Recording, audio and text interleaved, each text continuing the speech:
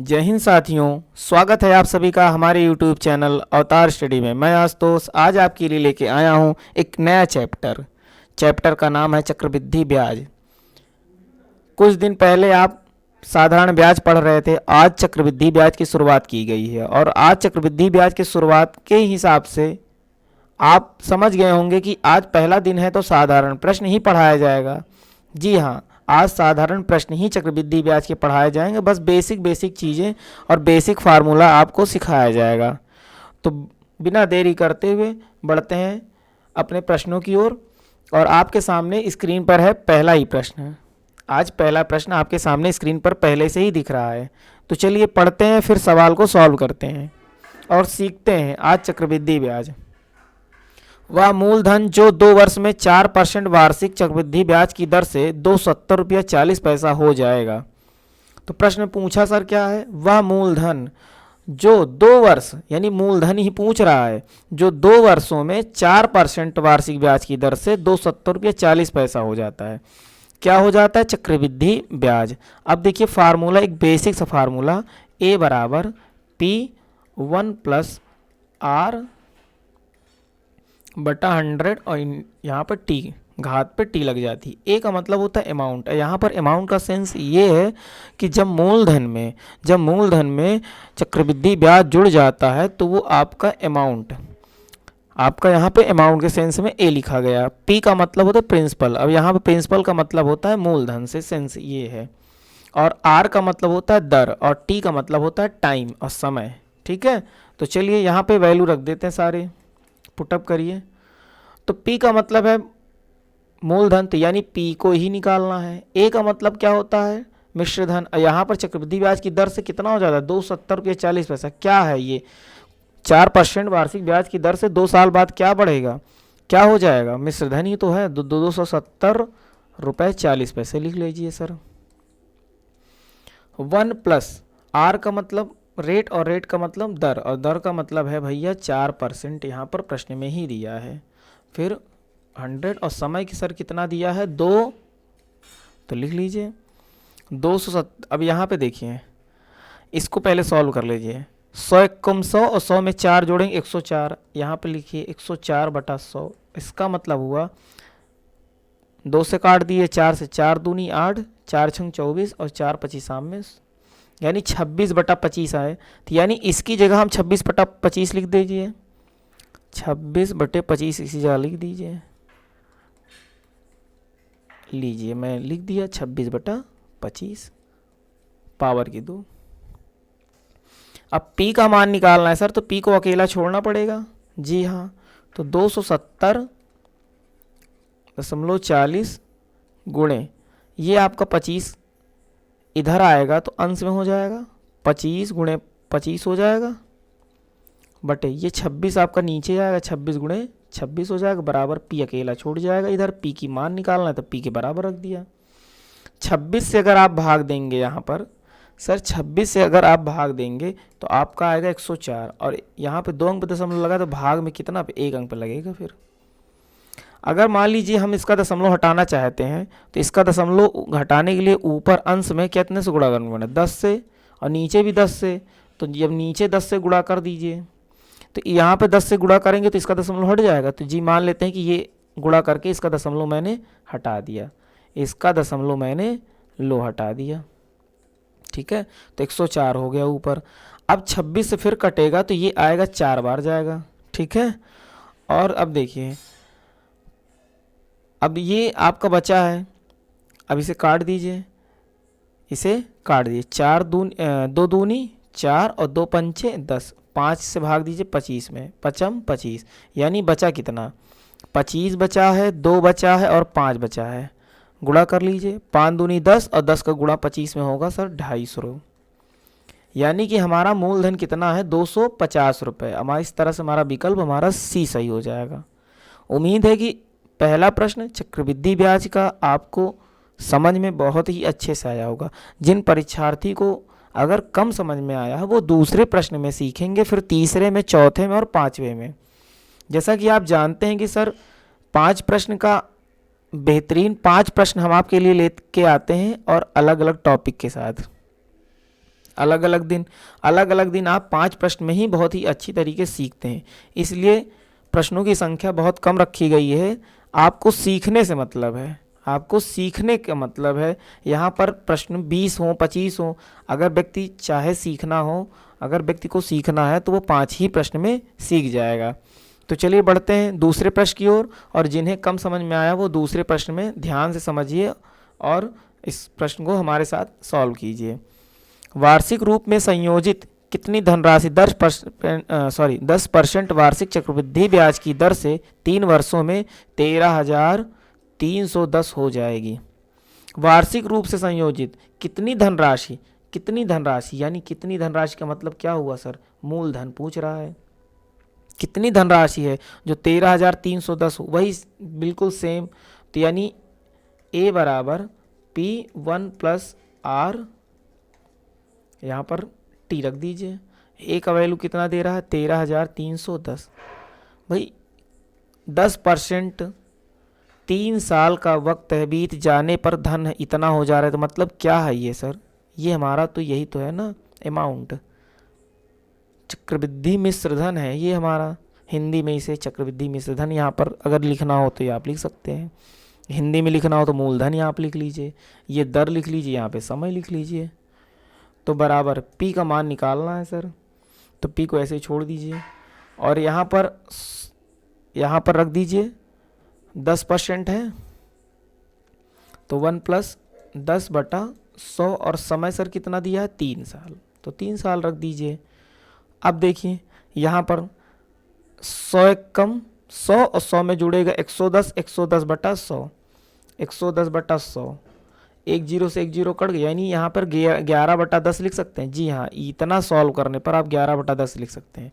तो 13,310 बराबर P, और यहाँ पर लिख सकते हैं 11/10 की पावर कितना सर?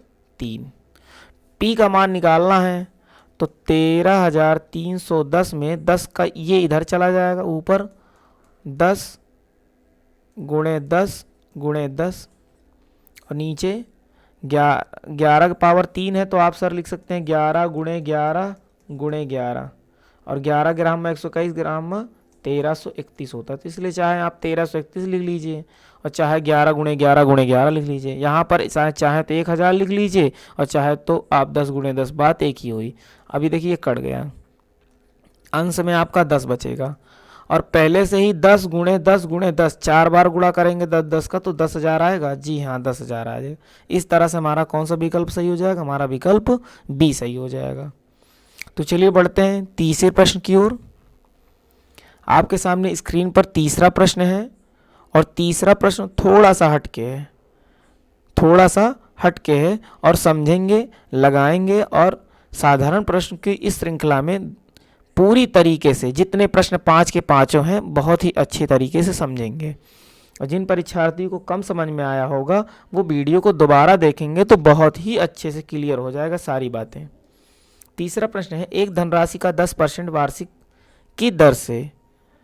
वार्षिक ब्याज की दर से, यहाँ पर ब्याज होना चाहिए, कोई बात नहीं, 2 वर्षों का साधारण ब्याज 100 रुपये है, तदनुसार उस अवधि का उसी दर पर चक्रवृद्धि ब्याज कितना होगा?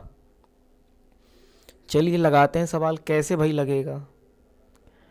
देखिए सबसे पहले ये समझिए, कह रहा है प्रश्न की 10% दर हो, समय 2 साल हो, और उसमें ब्याज आपको 100 रुपये मिल जा रहा है, और वो भी क्या है? ये साधारण ब्याज है। अगर साधारण ब्याज में 3 चीज़ मिल गई है तो चौथी चीज़ गायब क्या है भाई? मेन चीज़ गायब है, आपका प्रिंसिपल गायब है, यानी कि मूलधन गायब है।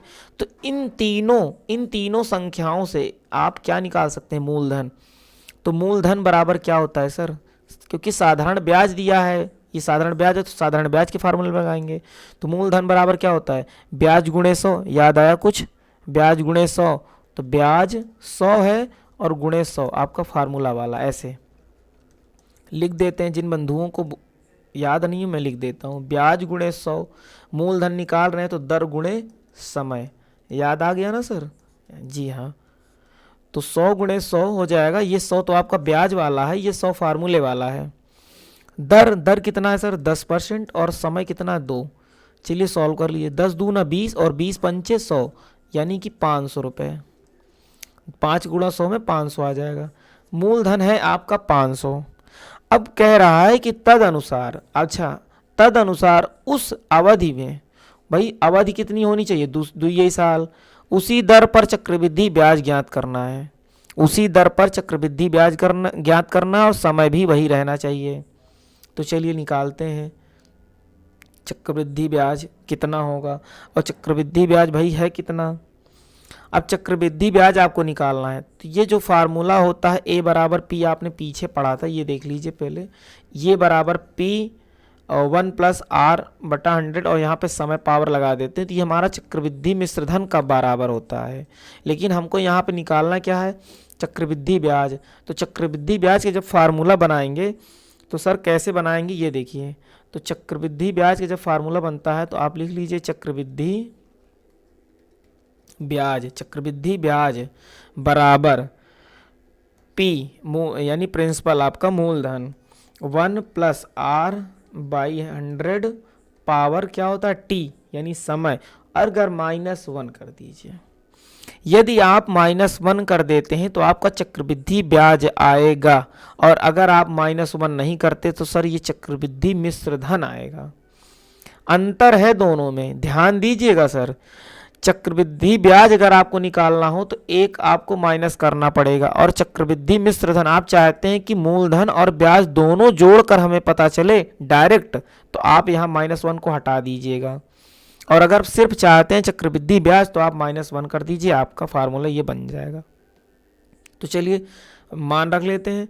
पी का मान आपने निकाला अभी 500 और 1 + R का मान कितना है सर, अभी R का मान देखिए प्रश्न में कितना है, 10% है। जी हाँ 10% है, 10% रख दीजिए बटे 100। समय कितना है सर, समय वही होना चाहिए, क्या है समय 2 साल है, 2 साल रख दीजिए, -1 कर दीजिए।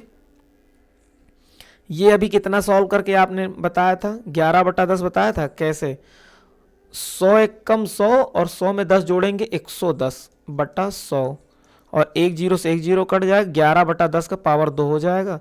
जी हाँ, तो 500 गुणे 11/10 की पावर 2 -1। अब यहाँ पे देखिए 11/10, इसको सॉल्व करते हैं तो 11 ग्राम में 121 हो जाएगा, और 100 10 का गुणा 100 ये -1, 100 का गुणा यहाँ होगा 1 में तो 121 - 100/100 हो जाएगा। और 121 में जब 100 घटाएंगे तो यानी 21/100 आएगा। जी हाँ 21/100 आएगा। तो यानी 500 गुणे 21/100। देखो मैंने डायरेक्ट लगा दिया यहाँ पे, इसको पहले सॉल्व किया, कहाँ पे, यहाँ पे सॉल्व किया। फिर ये कितना आया 21/100, तो ये 21/100 लिख दिया। 500 गुणे जो 0 2 0 2 0 कट गया और 21 पंचे 105। देखिए आपका लग गया। ध्यान आपका भटकेगा तो मिस हो जाएगा, तुरंत ट्रैक चेंज होगा। इसलिए ध्यान को नहीं भटकाना है और एक एक पॉइंट पर एक एक बातों को ध्यान दीजिएगा तो आपको बहुत ही अच्छे समझ में आएगा। तो चलिए यहाँ से समझा देते हैं दोबारा से। 500 गुणे 11/10 पावर 2 -1 है यहाँ पे, यहाँ वाले पे लाइन पे। अब देखिए ये पहले मैंने सॉल्व किया यहाँ पे, ये देखिए 11, ये फिर से बता दे रहे हैं, 11/10 की पावर 2 है तो इसे लिख सकते हैं 121/100 और -1 था आपका यहाँ पे तो -1 लिख दीजिए। 100 का गुणा यहाँ होगा 1 में और ये से डिफरेंस आएगा तो 121 में 100 घटेगा तो 21/100 आ जाएगा। तो वही देखो मैंने डायरेक्ट लिख दिया, 500 गुणे 21/100 105 आ गया। तो चलिए बढ़ते हैं अगले प्रश्न की ओर। आपके सामने चौथा प्रश्न है। 30,000 रुपये पर 7% प्रतिवर्ष की दर से कुछ अवधि के लिए चक्रवृद्धि ब्याज 4,347 है, अवधि है, जिस समय ज्ञात करना है। अब देखिए प्रश्न में चक्रवृद्धि ब्याज दिया है और यहाँ पर क्या दिया है, मूलधन दिया है। यहाँ पर सर क्या दिया है, मूलधन दिया है और आपको निकालना क्या है, समय निकालना है। तो चलिए निकालते हैं, समय निकालते हैं। आप देखिए फार्मूला क्या होता है चक्रवृद्धि ब्याज का। अगर आपको चक्रवृद्धि ब्याज निकालना हो तो सर क्या करेंगे, चक्रवृद्धि ब्याज में क्या करेंगे सर, चक्रवृद्धि मिश्र धन, चक्रवृद्धि मिश्र धन माइनस मूलधन। देखिए अगर चक्रवृद्धि ब्याज आपको प्योर निकालना हो तो मिश्र धन में ही मूलधन घटा दीजिए, आपका चक्रवृद्धि ब्याज आ जाएगा। तो चक्रवृद्धि मिश्र धन का फार्मूला क्या होता है, चक्रवृद्धि ब्याज का लिखा कैसे जाता है, आप ऐसे लिखते हैं ना, P1 प्लस आर, ये आपका चक्रवृद्धि मिश्र धन का फार्मूला हो गया, ठीक है, और माइनस मूलधन कर दीजिए तो आपका आ जाएगा चक्रवृद्धि ब्याज। तो चलिए इसी फार्मूले पे आपका मान रखते हैं, चक्रवृद्धि ब्याज। देखिए चक्रवृद्धि ब्याज का मान यहाँ पे दिया है ना 4347, तो रख दीजिए 4347 बराबर चक्रवृद्धि मिश्र धन का मान रखते हैं P मूलधन यानी 30,000 आपको पता ही है, और 1 प्लस R का मान कितना है 7%। समय सर कितना दिया है यही आपको निकालना है। मूलधन कितना दिया है, मूलधन कितना दिया है सर आपका 30,000। देखिए मैंने 30,000 लिख दिया। तो चलिए इसी को सॉल्व कर लेते हैं, इसी को सॉल्व कर लेते हैं। तो यहाँ पर इसको सॉल्व करेंगे तो 107/100 हो जाएगा, 100 एकम 100 और 100 में जोड़ेंगे 7 तो 107/100 हो जाएगा। तो चलिए सॉल्व कर लेते हैं। और आपका ये 30,000 माइनस में इधर अगर पक्षांतर करके इस तरफ लाएंगे तो प्लस में हो जाएगा। तो 30,000 में 4,347 जोड़ेंगे तो कितने आएंगे, ये आपके 34,347 हो जाएंगे। जी हाँ, अगर 4,347 में ये माइनस में है, इधर इधर आएगा पक्षांतर करके प्लस में हो जाएगा, दोनों जुड़ जाएंगे तो 34,347 हो जाएगा बराबर 30,000 गुणे 107/100 और आपका टी यहाँ पर ये ऐसे लगा रहेगा। अगर आपको इसका मान निकालना हो तो जाहिर सी बात है 30,000 आपको नीचे लेना पड़ेगा। तो चलिए ले लेते हैं नीचे 34,347 में स्टेप बाय स्टेप हो रहा है भाई, ध्यान समझिएगा नहीं तो गड़बड़ हो जाएगा सब। ये इसके नीचे आ जाएगा 30,000 बराबर 107/100 पावर टी।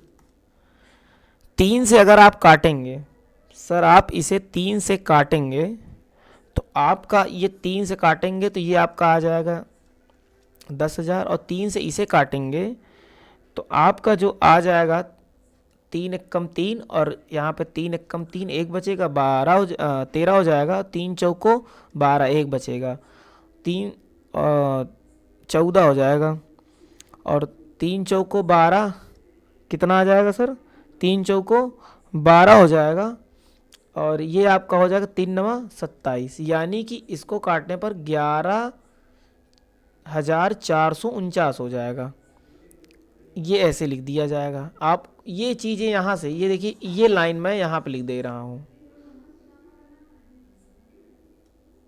11,409/10,000 सॉरी यहाँ पे बराबर लिखना पड़ेगा आपको, यहाँ रेज कर लेते हैं, ये आपको बराबर रखना पड़ेगा, बराबर कितना 107/100।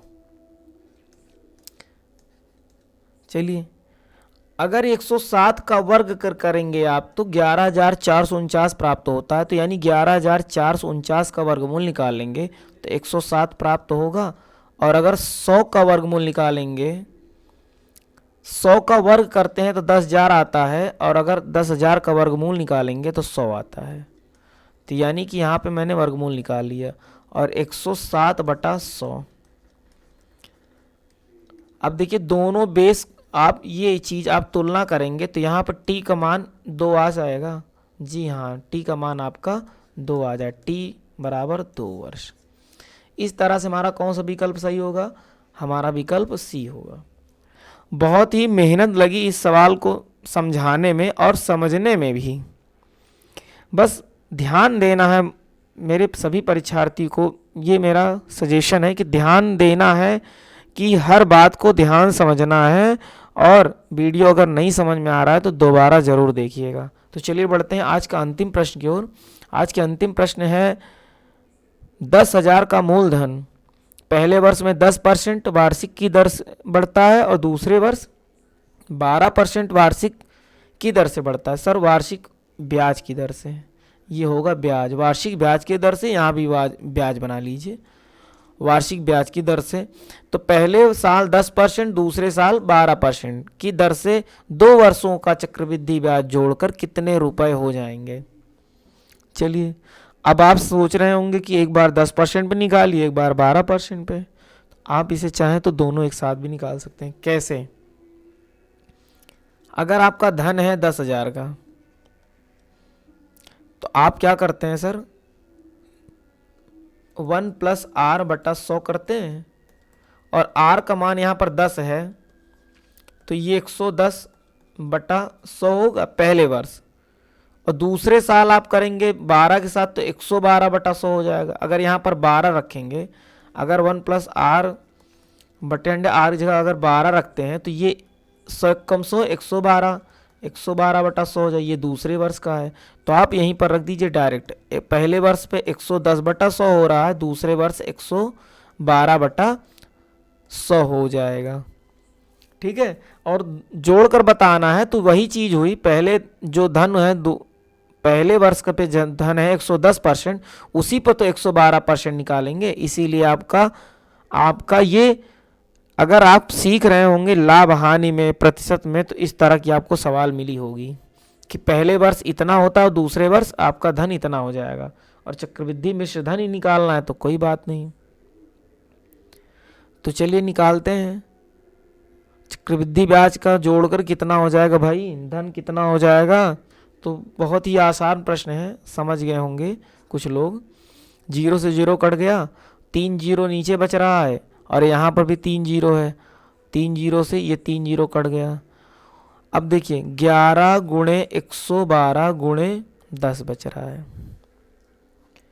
ठीक है, तो सर अगर 11 × 112 है तो कर लीजिए गुणा, 11 दूनी 22 के 2, हासिल लाइन 2, 11 कम 11 और 13 हो जाएगा। 11 में 2 जोड़ेंगे 13, 13 के 3 हासिल लाइन, 11 कम 11 1 12, और 1 0 आपका ये बच रहा है 12,320 रुपये।